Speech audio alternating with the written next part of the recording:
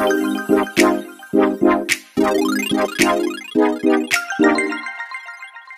after hour, I'm awake. I got this feeling that I never had. And when they show me my mistakes, I knew I had to, I got to, I need to, I got to talk about you. Over the past several months, graphics card prices have been insanely expensive, and this has led many people to buy older used hardware off of places like eBay. One of the most popular options for a budget secondhand GPU has to be the GTX 750 Ti, but how does it hold up in modern gaming? The GTX 750 Ti was released over 4 years ago, on February 18th, 2014. The EVGA for the Win card we are using today features 2GB of GDDR5 VRAM, however there are 1GB and 4GB models available. Our 750 Ti has a base clock of 1189 MHz and a boost clock of 1268 MHz, with a memory clock of 5400 MHz. For display outputs we have an HDMI port, a DisplayPort, and one DVI port. This card is a bit dusty, so let's give it a clean.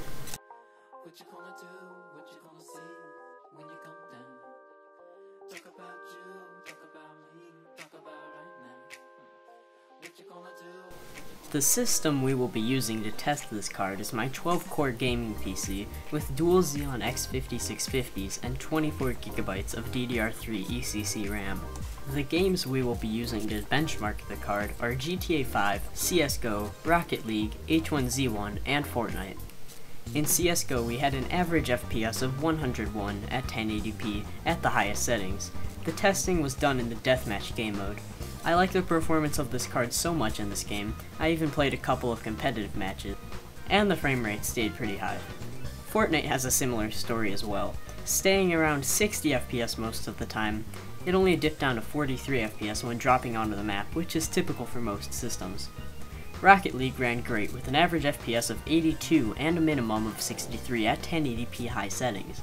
Rocket League is a pretty easy game to run, so this isn't much of a surprise. With GTA 5, this card began to struggle a bit. We ran the game at 1080p, all settings on high, and experienced an average FPS of 40 and a minimum of 21.